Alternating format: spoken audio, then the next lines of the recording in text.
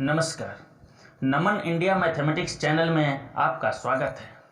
पिछले क्लास में हमने ट्रिगोनोमेट्रिक रेशियोज और उनके बीच के रिलेशंस को देखा है और मुझे उम्मीद है कि आप लोगों ने उसे लर्न किया होगा। आज हम लोग उससे रिलेटेड प्रॉब्लम्स को देखेंगे। प्रॉब्लम्स एनसीईआरटी के हैं, एक्सरसाइज 8.1 के। चलिए इन्हें सॉल्व करते हैं।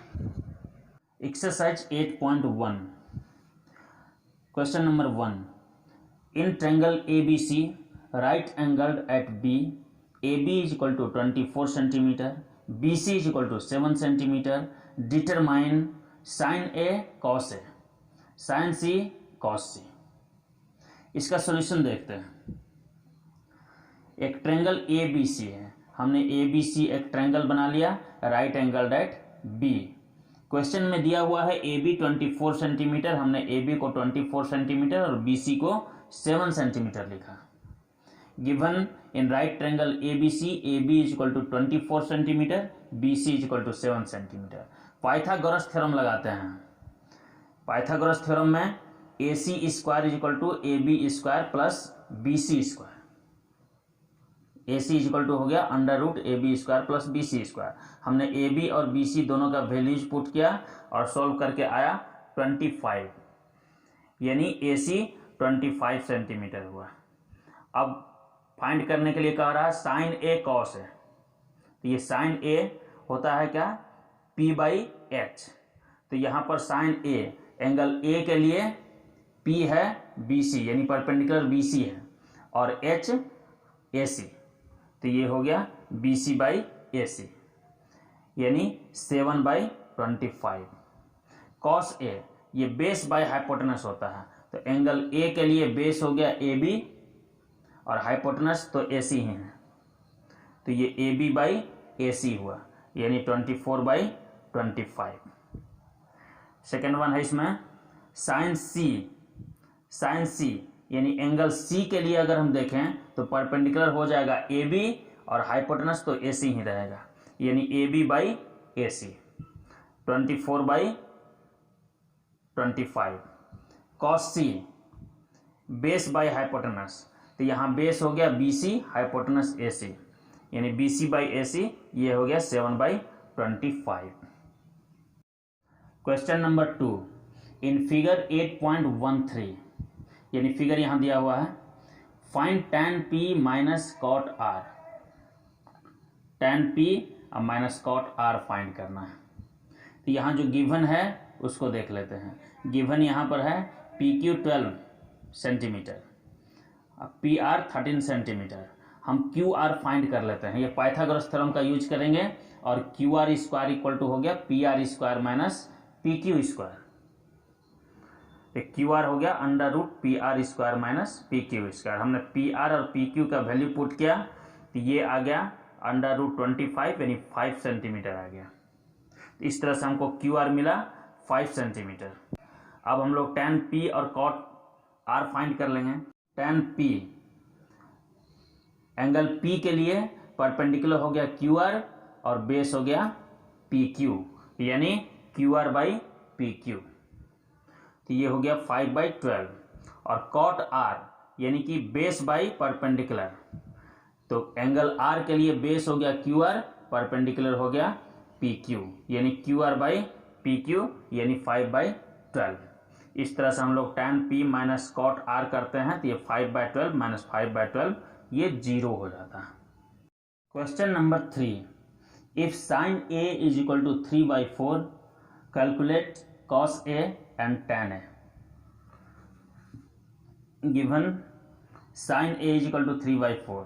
sin A का फॉर्मूला हम लोग डालते हैं परपेंडिकुलर बाई हाइपोटेनस, तो एंगल A के लिए परपेंडिकुलर हो गया BC और हाइपोटेनस तो AC है, ये BC/AC हो गया। sin A की जगह BC/AC हो गया इज इक्वल टू 3/4।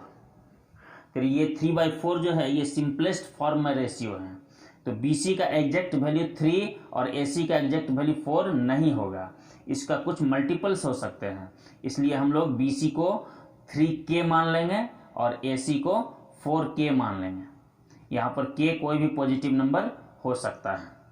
इस तरह से हमने BC और AC को लेट किया। अब हम लोग ए बी फाइंड करेंगे। बी सी और ए सी को हमने 3k और 4k लिया, अब हम ए बी फाइंड कर लेते हैं। तो पाइथागोरस थ्योरम से ए बी को हम लोग लिख सकते हैं under root A C square minus B C square. यहाँ पर ए सी और बी सी का वैल्यू हमने पुट किया और इसको सोल्व किया तो ये आ गया 7k स्क्वायर, यानी कि अंडर रूट 7k। ये ए बी आ गया अंडर रूट 7k। ठीक है, हमको कॉस ए फाइंड करना है। Cos A is equal to, cos A का फॉर्मूला क्या होता है, बेस बाई हाइपोटेनस। तो ए एंगल के लिए बेस हो गया ए बी और हाइपोटेनस ए सी।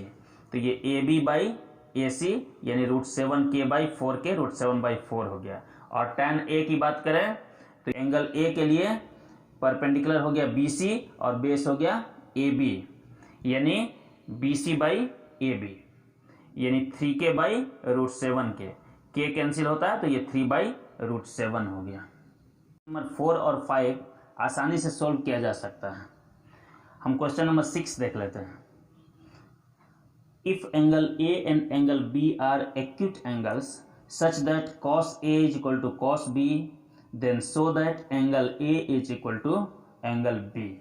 यहाँ पर सिर्फ एंगल ए और एंगल बी को एक्यूट एंगल्स लिखा है, तो हमें दो ट्रायंगल्स लेने पड़ेंगे इसके लिए। एक ट्रायंगल हमने लिया ए सी डी और एक बी पी क्यू। ये राइट एंगल ट्रायंगल है, ये दोनों ट्रायंगल को हमने लिया है। इसमें एंगल ए और एंगल बी को इक्वल प्रूव करना है। पहले से दिया हुआ है cos A is equal to cos B। देखते हैं कैसे होता है। ये गिवन है cos A is equal to cos B। cos A यानी कि बेस बाई हाइपोटेनस, तो यहाँ बेस हो गया AC और hypotenuse AD, AC by AD। cos B यानी BP बाई BQ हमने यहाँ लिखा है। इसको चेंज कर दिए, BP के जगह AD कर दिए, AD के जगह BP कर दिए, आपस में ये चेंज हो गया। अब इसको हम मान लेते हैं K, हमने मान लिया K। तो यहाँ से हम AC by BP is equal to K हो रहा है, तो AC is equal to K BP लिख सकते हैं। यहाँ हमने लिखा है AD बाई BQ K हो रहा है, तो AD को हम K BQ लिख सकते हैं। अब हम तीसरा रेशियो जो है CD बाई PQ देखते हैं। पहले से दो रेशियो यहाँ इक्वल आ गया है, AC बाई BP। ये AC by BP is equal to AD by BQ, यानी AD बाई BQ। ये दो साइड का रेशियो इक्वल है। अगर तीसरे साइड का रेशियो भी हम किसी तरह से इक्वल कर लेते हैं तो ये दोनों ट्रायंगल जो होगा वो सिमिलर हो जाएगा, तो इसके एंगल्स जो हैं वो इक्वल हो जाएंगे। तो तीसरा साइड है CD और यहाँ है PQ, तो हम लोग CD बाई PQ ले लेते हैं। CD का वैल्यू हम लिख लेते हैं, ये under root AD square minus AC square. ये पाइथागोरस थ्योरम हमने यूज किया है। अब PQ का भी पाइथागोरस थ्योरम से BQ square minus BP square हमने लिखा है। अब ये AD और AC का वैल्यू हम लिखते हैं। AD के जगह हम लिख सकते हैं KBQ। ये AD स्क्वायर है तो K स्क्वायर BQ स्क्वायर हो गया। AC है, AC स्क्वायर है तो K स्क्वायर BP स्क्वायर हो जाएगा। और नीचे जो है जिस तरह से वैसे ही छोड़ दिए हैं। K स्क्वायर को हमने कॉमन लेकर बाहर किया तो ये आ गया K। अब अंदर बचा वही चीज जो नीचे में है, तो ये कैंसिल होकर के K बचा। Therefore CD by PQ is equal to K। इसको हमने इक्वेशन 3 मान लिया। अब ये फ्रॉम 1 एंड 3 देखते हैं। ये दोनों रेशियो भी K है और ये भी K आ गया, तो हम तीनों को हम लोग कह सकते हैं कि ये इक्वल है, यानी AC by BP is equal to AD by BQ is equal to CD by PQ। ये साइड्स का रेशियो जब इक्वल हो जाता है तो ट्रायंगल्स जो हैं वो सिमिलर हो जाते हैं। तो इस तरह से ट्रायंगल ACD और BPQ सिमिलर हुए।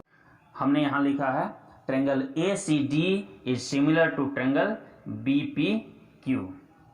जैसे ट्रायंगल सिमिलर हुए ये एंगल A जो है वो एंगल B के इक्वल हो जाएगा।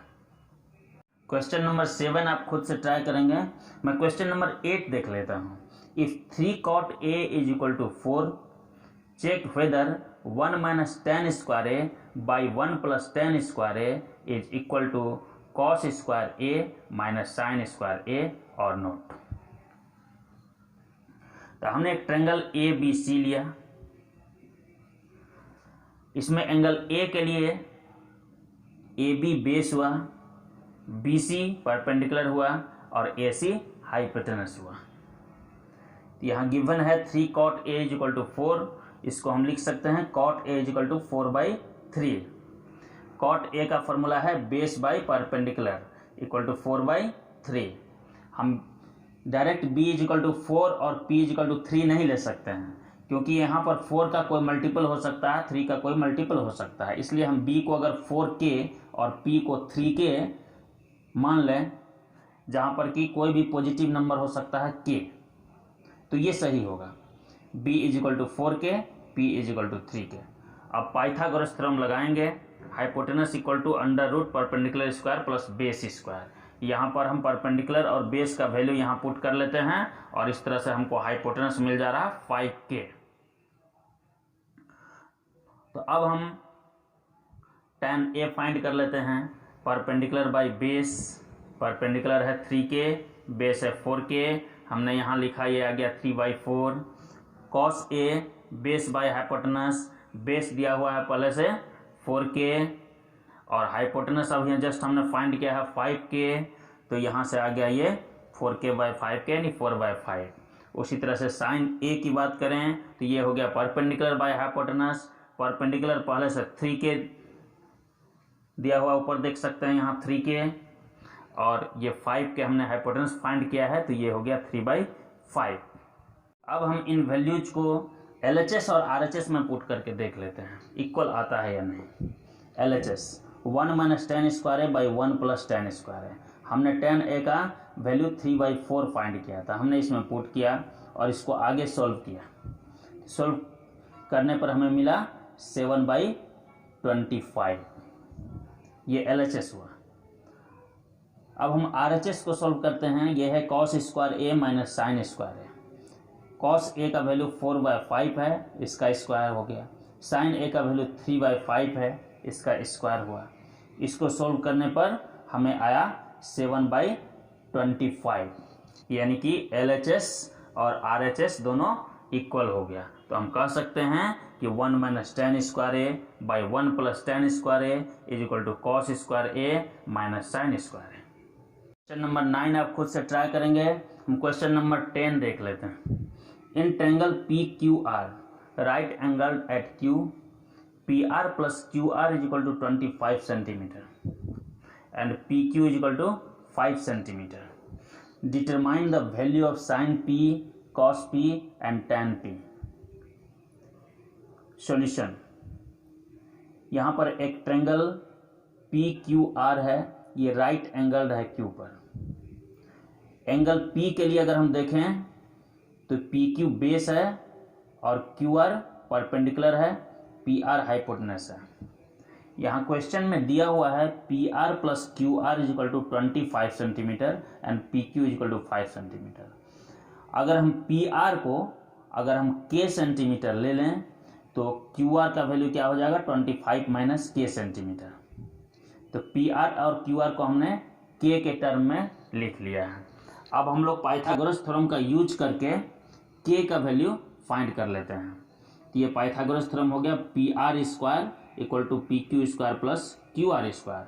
हमने ये सारे वैल्यूज को यहाँ पुट किया, ये सोल्व किया, इसको सोल्व करते हुए ये K² दोनों साइड से कैंसिल हो गया, हमको K का वैल्यू मिला 13।